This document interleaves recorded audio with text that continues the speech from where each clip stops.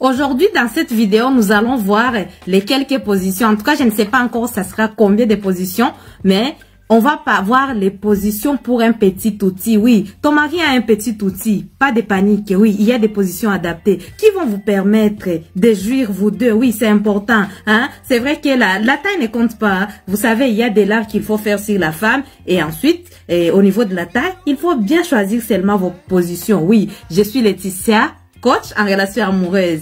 Regarde la vidéo jusqu'à la fin et surtout, il faut la partager autour de toi. Ici, on partage, on n'est pas égoïste. Oui, quelles sont les positions adaptées si ton mari a un petit outil, si ton mari a un petit kiki? Le numéro 1, c'est la balançoire. Oui, c'est quoi la balançoire? La balançoire, c'est-à-dire quoi? C'est-à-dire que ton mari est assis. Il peut être assis sur les lits. Il est assis sur les lits, les jambes allongées comme ça sur les lits. Et toi, la femme, tu vas venir, tu vas t'asseoir sur ton mari. En fait, tu vas lui tourner les dos. Tu vas lui tourner les dos, tu t'assois sur lui. Et là, c'est toi, la femme, tu fais des mouvements. Et là, vous savez, même si l'outil de ton mari est petit, l'outil va accéder en profondeur, oui, et ça va te permettre de pouvoir avoir cette sensation extraordinaire. Maintenant, si ton mari a un gros ventre, oui, il y a des maris qui ont des gros ventres, hein, même si je conseille de faire le sport pour permettre qu'il puisse avoir la bonne santé. Parce que quand on a un gros ventre, il y a un problème. Ça signifie qu'au niveau du ventre, il y a des graisses. Et c'est important d'aider ton mari à faire le sport, de l'aider au niveau de l'alimentation pour qu'il soit en bonne santé. Ce n'est pas au niveau juste du physique, le fait d'être beau ou pas, non. Au niveau aussi de la santé, c'est important. Ton mari doit être en bonne santé. Fais le sport. Évite il faut les conseiller à ne pas manger les choses qui ne sont pas équilibrées, c'est important, oui. Quand ton mari a un gros ventre, c'est sûr que quand il va s'asseoir, le ventre va cacher l'outil. À ce moment-là, il faut chercher la même position, mais vous cherchez une chaise, hein.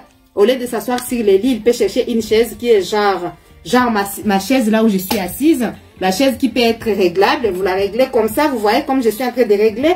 Donc la chaise sera penchée en bas, qui va permettre au ventre de se pousser derrière et ça va faire ressortir un peu son outil qui est petit. Et puis toi, la femme, tu vas te mettre, tu vas encore t'asseoir devant ton mari comme ça, pas devant, hein, tu vas lui tourner les dos. Ensuite, toi, la femme, tu vas faire maintenant les mouvements. À ce moment-là, tu vas voir son outil, il est petit, mais vous allez avoir le plaisir vous deux. À numéro 2, c'est le huître. C'est quoi le huître?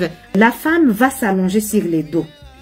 Comme la femme va s'allonger sur les dos, elle va entre-temps prendre ses jambes et elle va les plier.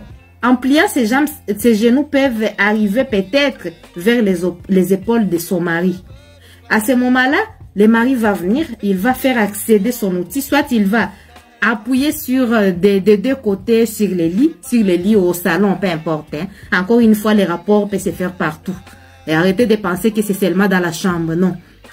Il peut appuyer à côté, des deux côtés, et puis il va accéder dans la fleur de sa femme sans problème. Et là, ça sera doux. La plupart des fois, quand le mari a un long et gros outil, des fois ça peut arriver que ça fasse un peu mal.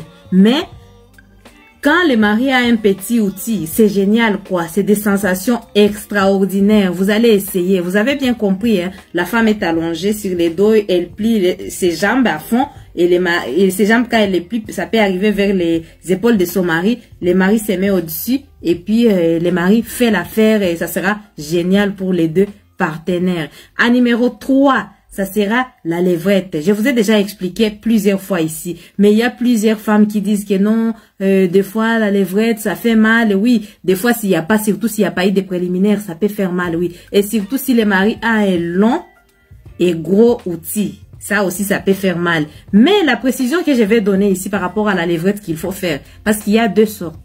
Ici, pour les petits outils, ce que vous devez faire en levrette, il faut que la femme soit à quatre pattes sur les lits, les salons, peu importe, oui, partout. Elle doit être à quatre pattes. Et quand elle est à quatre pattes, allongée, elle est à quatre pattes comme ça, toi l'homme, tu vas te mettre à genoux. Quand tu es à genoux, tu es voilà entre ses cuisses en genoux. À ce moment-là, tu fais accéder l'outil. Des fois, quand l'outil est long et large, et des fois ça peut arriver que ça fasse un peu mal, hein? Surtout s'il n'y a pas eu tout ce qui est lubrifiant et tout, ça peut arriver. Mais pour les petits outils, ça fait l'affaire. Ça fait l'affaire et c'est vraiment génial. Et c'est tellement doux. Et surtout quand les petits outils entrent, ça fait une sensation extraordinaire. Donc, je vous demande d'aller essayer. Dites-moi si vous voulez que je vous en mette d'autres positions et je les ferai. Vous en passez quoi en commentaire? Abonnez-vous.